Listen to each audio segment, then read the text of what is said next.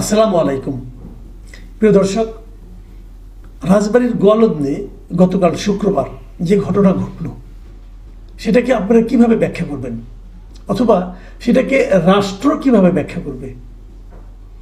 আমার মনে হয় না এই ধরনের ঘটনা আমার স্মরণকালে আমি কখনো শুনেছি।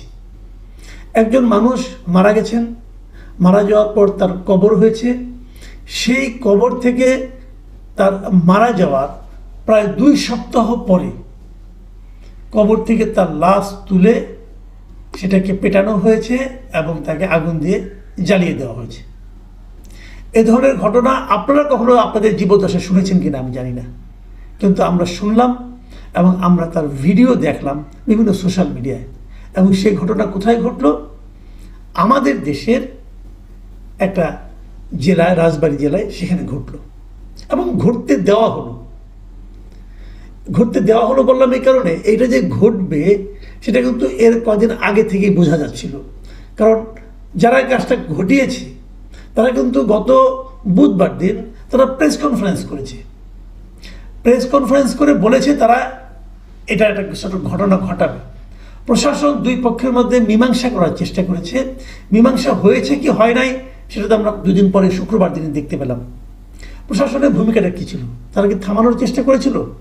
কি হবে না হবে সেটা যখন ঘটবে তখন তো আপনি বুঝতে পারবেন না আগে থেকে।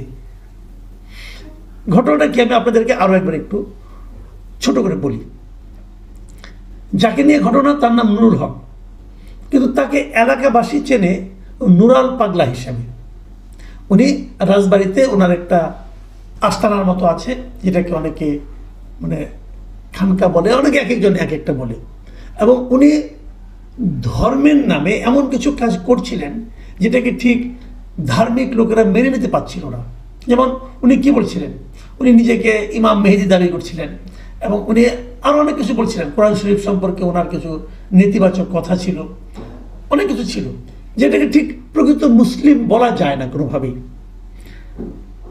তিনি মারা যাওয়ার পর উনি যখন বেশ বয়স হয়েছে, উনি দীর্ঘদিন, উনি কিন্তু অনেক বয়স হয়েছিল, এবং যখন ওনার বার্ধক্যজনিত কারণে উনি মারা গেছেন শেষ বয়সে এসে, মারা যাওয়ার পর উনি কিছু কথা বলে গিয়েছিলেন ওনার শিষ্যদেরকে যে ওনাকে কবরটা দিতে হবে মাটি থেকে উপরে, মানে মাটি গর্ত করে ওনাকে কবর দেওয়ার কথা বলেন, উঁচু জায়গায় কবর দিতে বলেছিলেন, মাটির সমতলের চেয়ে উপরে, এবং সেভাবেই তার কবর দেওয়া হয়েছিল। উনি মারা গিয়েছিলেন গত মাসের 23 তারিখে, এবং তার লাশটাকে মাটি থেকে কয়েক ফুট উঁচুতে রেখে তার উপর মাটি দিয়ে ঢেকে দাফনের মতো করা হয়েছিল।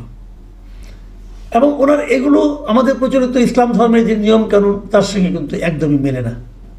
তো এটা নিয়ে আপত্তি ছিল, এবং তার আপত্তিরই কারণ হিসাবে গত শুক্রবার ওই বাড়িতে হামলা হয়েছে, মারামারি হয়েছে। তারও কিছু অনুসারী ছিল, তারা প্রতিরোধ করেছে, এবং এই মারামারিতেও একজন মারা গেছে। এই মারামারির ঘটনায় একজন মারা গেছে অলরেডি, অনেকে 50-60 জন আহত হয়েছেন। তারপরে সব মিলিয়ে তার ওখান থেকে লাশটা উঠিয়ে নেওয়া আসা হয়েছে, এবং সেটা রাস্তার মধ্যে ওপেন জায়গায় আগুন দিয়ে পুড়িয়ে দেওয়া হয়েছে। এই যে ঘটনাটা, এখান থেকে আমরা কি পেলাম? ঘটনা ঘটে যাওয়ার পর কিন্তু আমরা দেখছি এখন আর যারা নাকি এই ইমান আকিদা কমিটি ছিল, যারা নাকি আগের 2 দিন আগে বিবৃতি দিয়েছিল, তাদের কিন্তু কোনো খোঁজ পাওয়া যাচ্ছে না।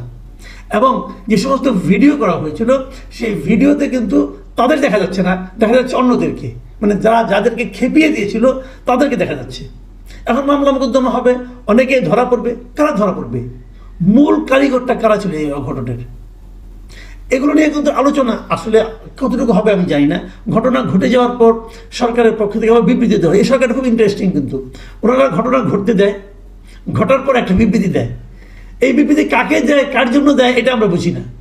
সরকারের দায়িত্ব হলো ঘটনা ঘটতে না দেওয়া, এরা ঘটতে দেয়, ঘটতে দিয়ে পরে একটা বিবৃতি দেয় যে এই কাজটা ঠিক হয় নাই, এদেরকে কঠোরভাবে আইনের আওতায় আনা হবে, অমুক হবে, তমুক, অনেক কিছু বলে। পরে কাজের কাজ কিছু হয় না। যোগ দেখি আমরা এটার কি কতটুকু কাজ হয়। মজার ব্যাপার হলো এই মাজার ভাঙা নিয়ে আমাদের এখানে এর আগেও প্রায় 100 মাজার কিন্তু ভাঙা হয়েছে এই সরকারের আমলে, এবং এই প্রত্যেকটা ঘটনার সঙ্গে আমরা দেখেছি যে জামাতে ইসলামের নাম কিন্তু বারবার এসেছে। এটা এই কারণে এসেছে, এই যে যারা মাজারের মানে যারা নাকি মাজারপন্থী যে সমস্ত লোকজন আছে, জামাতে ইসলাম মাজারপন্থী চিন্তাকে মানে আপনার সমর্থন করে না, তারা মাজার বিরোধী। তো এই কারণে তাদের নাম এসেছে। তারপর আমরা কিন্তু দেখেছি প্রায় শতাধিক মাজার কিন্তু আগুন দিয়ে পুড়িয়ে দেওয়া হয়েছে। তো সেক্ষেত্রে এটাও কি সেরকম কিছু হয়েছিল? এই ব্যাপারে জামাত একটা বিবৃতি দিয়েছে। জামাতের সেই বিবৃতিটা আমার মনে হয় আমাদের একটু দেখা উচিত। জামাতের সেই বিবৃতিতে কয়েকটা জায়গায় বেশ তারা খুব দৃঢ়ভাবে বলেছেন, আমি আপনাদেরকে একটু পড়ে শোনাই। তারা বলেছেন, নুরুল হক এখন মৃত, তার জীবদ্দশায় যা কিছু করেছেন তার জন্য তিনি আল্লাহর কাছে জবাবদিহি করবেন, কিন্তু এভাবে লাশ কবর থেকে তুলে পুড়িয়ে দেওয়া ইসলাম অনুমোদন করে না। এই ঘটনার মাধ্যমে মানবিক ও ধর্মীয় মূল্যবোধ লঙ্ঘিত হয়েছে। আমরা এই ঘটনার প্রতি গভীর উদ্বেগ প্রকাশ করছি এবং তীব্র নিন্দা জানাচ্ছি, এই একটা কথা বলেছেন। এবং তারপরে জামাতের এই বিবৃতিতে, জামাত ইসলামের কেন্দ্রীয় কমিটির এই বিবৃতিতে আরেকটা কথা বলা হয়েছে যে এই ঘটনার সাথে জামায়াতে ইসলামীর নাম জড়ানোর চেষ্টা অত্যন্ত দুঃখজনক, অনাকাঙ্ক্ষিত ও অনভিপ্রেত। এটা জামাতের বিবৃতি, জামাত বলতে যাচ্ছে এই ঘটনার সঙ্গে তারা একদমই নেই। কিন্তু আপনারা যদি লক্ষ্য করেন যে বুধবার দিন যে ইমান আকিদা কমিটির যে মিটিংটা হয়েছিল, তারা যে প্রেস কনফারেন্সটা করেছিল, সেই প্রেস কনফারেন্সে কিন্তু আমরা জামাতে ইসলামের যে ওখানকার জেলা আমির, সেই জেলা আমিরকে কিন্তু আমরা দেখতে পাই এবং জেলা আমির নিজে সেখানে ছিলেন এবং জেলা আমিরের উপস্থিতিতেই সেই ইমান আকিদা কমিটির আলোচনা, জেলা আমির মিস্টার অ্যাডভোকেট মোহাম্মদ নুরুল ইসলাম, উনি ওখানে ছিলেন। ওনার উপস্থিতি, ওনার ছবি আপনারা দেখেন, উনি ওখানে ছিলেন। তাহলে উনি আবার পরে এই ঘটনার পরে উনি নিজেও একটা ফেসবুকে একটা পোস্ট দিয়েছেন শুক্রবার দিন রাতে, এবং উনি নিজেও এখানে বলেছেন যে এই লাশ পুড়িয়ে পোড়ানো ঘটনা উনি এটা তীব্র প্রতিবাদ জানিয়েছেন। এমনকি নুরা পাগলার দরবার শরীফে হামলারও উনি প্রতিবাদ করেছেন। তো হামলারও প্রতিবাদ করলেন, লাশ পোড়ানোর প্রতিবাদ করলেন। আগে দুদিন আগে প্রেস কনফারেন্স উনি কি বলেছিলেন সেগুলো খেয়াল করেন। তারা কিন্তু এই ঘটনা নিয়ে কিন্তু আলোচনা করেছে। এবং তারও যে বড় কথা, উনি হয়তো নিজে ওখানে লাশ তোলার সঙ্গে ছিলেন না, কিন্তু যারা এখানে লাশ তোলার কাজটা করেছে, উন্মত্ত লোকজন করেছে, তাদেরকে খেপিয়ে দেওয়ার কাজটা কে করেছিল? এই ইমান আকিদা কমিটি কিন্তু করেছিল। তারাই কিন্তু এখন হয় কি অনেক সময় একটা কথা বলি, যেমন ধরেন আপনি একটা উন্মত্ত ষাঁড়কে একটা ফসলি ক্ষেতের মধ্যে ছেড়ে দিলেন। এখন ষাঁড়টা যে ওখানে কি করবে, ওই ক্ষেতের কোন অংশ খাবে, কোন অংশ খাবে না, অথবা কাকে গুতাবে, কাকে ধরবে, এটা কিন্তু আপনি বলতে পারেন না। কিন্তু দায়টা আপনি দিবেন কাকে? যে তাকে ছেড়ে দিয়েছে, যে তাকে উন্মত্ত করে ওখানে ছেড়ে দিয়েছে, দায়টা কিন্তু তার উপর যাবে।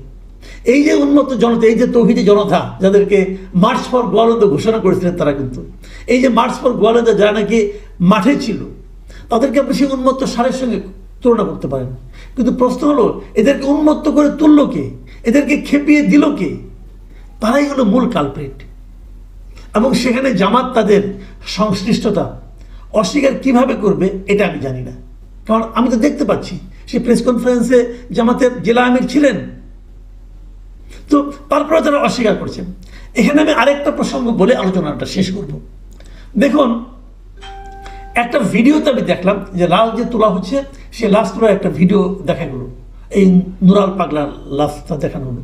উনি কিন্তু মারা গিয়েছেন গত মাসের 23 তারিখে, তার মানে প্রায় 2 সপ্তাহ। কিন্তু এই 2 সপ্তাহ পরেও দেখলাম তার লাশটা কিন্তু 2 সপ্তাহ কিন্তু মানুষের লাশ পচে যাওয়ার কথা ছিল, কিন্তু ওনার লাশ কিন্তু প্রায় অবিকৃতর মতোই ছিল। খুব একটা পচে গেছে বলে মনে হচ্ছিল না আমার কাছে, যতটুকু দেখলাম আমি। এখন এটাকেও কিন্তু কেউ দেখবে আগামীতে ক্যাশ করবে, তারা বলার চেষ্টা করবে যে নুরাল পাগলা আসলে আল্লাহর একজন অলি ছিলেন, যেহেতু তার লাশ পর্যন্ত পচে নাই। ভাই, এগুলি কোনো বিষয় না। যত বড় অলি হোক, লাশ পচবে, লাশ পচার কথা। তাহলে এটা পচলো না কেন? এমনও তো হতে পারে যে উনি বলে গিয়েছিলেন যে আজকাল কিন্তু অনেক ধরনের এই আপনার পচন নাশক কিন্তু কেমিক্যাল পাওয়া যায়। আমরা যেটাকে সহজে বলি, এই নানা রকম কেমিক্যালই বাজারে কিন্তু পাওয়া যায়। এই ফরমালিন বলি না আমরা, ফরমালিন না, আর উন্নত মানের কেমিক্যালও পাওয়া যায়, যা দিয়ে নাকি লাশ প্রায় বেশ কিছুদিন পচন নিরোধের অবস্থায় রাখা যায়। তো সেরকম কিছু লাগানো হয়েছিল কিনা আমি জানি না, কিন্তু হতে পারে। এখন এতে প্রবলেমটা কি হচ্ছে, প্রবলেমটা বলি। দেখেন, আগে ছিল সে একজন ভণ্ড। নুরাল পাগলার কর্মকাণ্ডকে আপনি ইসলামের দৃষ্টিতে ভণ্ডামি ছাড়া আর কিছু বলতে পারেন না, তার ভণ্ডামি ছিল। কিন্তু এখন কি হবে, দেখবেন কয়েকদিন পরে সে পীর হয়ে যাবে, এবং তার ওই যে আস্তানা, ওটা দেখবেন যে মাজার শরীফে রূপান্তরিত হয়ে গেছে কয়েকদিন পরে। এখন অনেকে হয়তো বলতে পারেন এই পুরো কাজটাই হয়তো প্রি প্ল্যান্ড, এটাও কিন্তু হতে পারে। কিন্তু আপনি যেভাবে যাই বলেন না কেন, আমাদের মানুষ তো হুজুগে মাতে হতেও পারে, কিন্তু যেভাবে আপনি যাই বলেন না কেন, মূল ঘটনাটা হলো এই ঘটনাটা ঘটতে দেওয়া হলো কেন, ঘটতে দেওয়ার পেছনে কে ছিল? এই দুইটা জিনিস যদি আপনি আইডেন্টিফাই করতে না পারেন, আগামীতে এগুলো আরো ঘটতে থাকবে। দেখুন, নুরাল পাগলা যা করছিলেন সেটা ভণ্ডামি। নুরাল পাগলাকে নিয়ে যা যা করা হচ্ছে এগুলো ইসলামের নামে আরেক ধরনের ভণ্ডামি। ইসলাম এই পুরোটাকে সমর্থন করে না। কাজে ইসলামের নামে যারা ভণ্ডামি করে তারা আসলে নিজের স্বার্থ উদ্ধারের চেষ্টা করে, তারা আসলে ইসলামকে কায়েম করতে চায় না, ইসলামকে মানুষের কাছে শান্তির ধর্ম হিসেবে প্রচার করতে চায় না। এই সমস্ত ভণ্ডদের থেকে আমাদেরকে সতর্ক থাকতে হবে।